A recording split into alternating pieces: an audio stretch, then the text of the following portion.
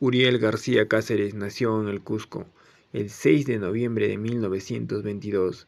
Es hijo del indigenista José Uriel García. Realizó sus estudios de medicina en la Universidad Nacional Mayor de San Marcos. Fue jefe de servicio de anatomía patológica del Hospital Arzobispo Loaiza. Fue presidente del Consejo Superior del Seguro Social del Empleado. Fue presidente del Comité de Trasplantes de Órganos y Tejido. Uriel García Cáceres nos dice que el Perú no se jodió un día, sino que a partir de la llegada de los españoles hasta hoy se sigue jodiendo. Día en día el Perú está en un proceso de jodimiento, por decirlo así. Es una crisis que día a día sigue cayendo en nuestro país. Daniel Alcides Carrión no es reconocido como cholo, sino como europeizante, ya que es una persona que sigue adoptando culturas. José Tola Pasquel, quien fue un ingeniero civil y matemático peruano, que también ejerció como rector en la Pontificia Universidad Católica del Perú, nos comenta de que la pregunta ¿en qué momento se jodió el Perú? No tiene una respuesta clara y definida, pero encuentra alguna forma de explicar algunas de las causas de los malestares del Perú, el cual no siempre se remonta en la historia del Perú para encontrar las causas de los problemas. José Tola excluye la naturaleza del territorio nacional y la cultura o cualidades innatas de los pueblos peruanos. El autor nos hace una referencia de las riquezas naturales y lo que ofrece nuestro territorio, el cual no es aprovechada de una manera adecuada. Esto a causa de la incapacidad de los habitantes para producir progreso en el país. A esto le atribuye también a las normas o leyes del país que no ayudan a proyectos emprendidos. La corrupción y la delincuencia en el Perú crece y ahora en el 2023 también la situación no ha cambiado. Esta coyuntura sigue creciendo. En el 2023 hubo un aumento del 50% de denuncias contra la delincuencia. Y en cuanto a la corrupción, con el pasar de los días sigue creciendo, no solo en los altos cargos del Perú, sino en la calle, en el día a día de las personas que seguimos jodiendo al Perú, sobornando a autoridades para obtener una sanción menor de lo que nos merecemos y no respetando las normas.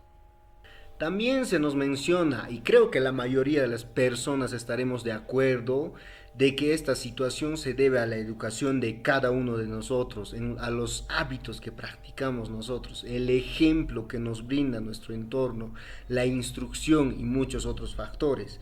En este se hace enfoque a la educación básica del Perú, la competencia de los docentes, que no solo deben poseer conocimiento, sino el saber enseñar, diseñar un plan pedagógico adecuado, así como poseer una buena organización educativa básica.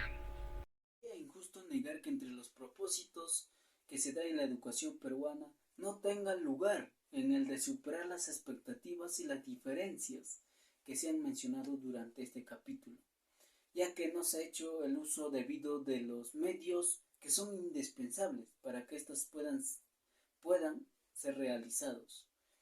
Por consiguiente, se requiere que el esfuerzo estatal se aplique a que se pueda identificar y luego a corregir los errores que sean descubiertos durante el proceso del aprendizaje.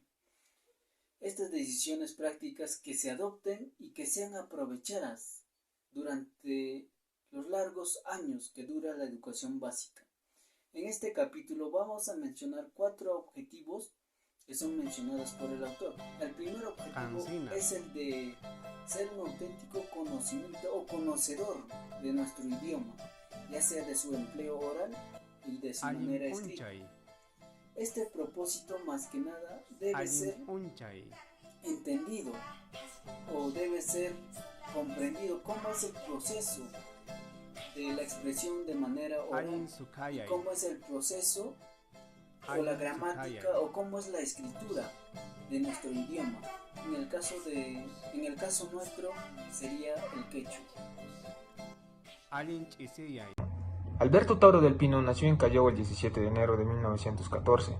Fue un escritor, bibliógrafo y bibliotecario peruano. Realizó importantes estudios en el campo de la historia y la literatura, pero principalmente en los temas bibliográficos. Bueno, sobre el texto, sobre el desahogo hepático de un personaje novelesco. Bueno, haciendo un análisis crítico, podemos decir que este texto presenta una reflexión sobre la interrogación atribuida a un personaje de Mario Vargas Llosa. El personaje en cuestión es un adolescente inquieto que busca afirmarse personalmente y se ha separado de su hogar para evitar la extrañeza que esto provoca en su entorno familiar. A pesar de ello, continúa con sus estudios universitarios, sus responsabilidades periodísticas y sus experiencias amorosas.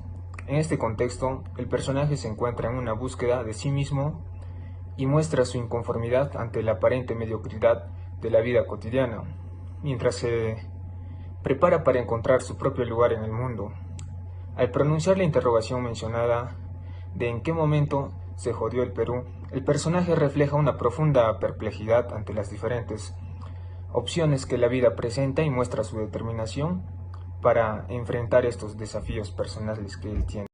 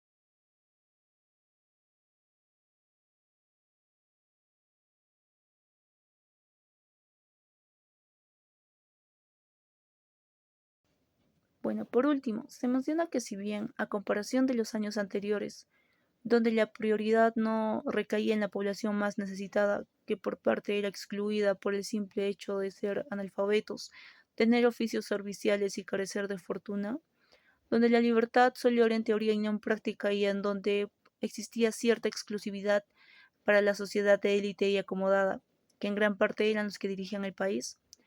En los años posteriores, con la culminación de los conflictos internacionales y pues la formación de una nueva sociedad peruana, se estableció una nueva forma de política, que entre sus nuevas prioridades señalaba la creación de nuevas normas y una nueva forma de gobierno que se encargara de buscar el bien común y el avance del país, donde se formula la erradicación de males comunes como la corrupción administrativa, el terrorismo, la desorganización y el narcotráfico.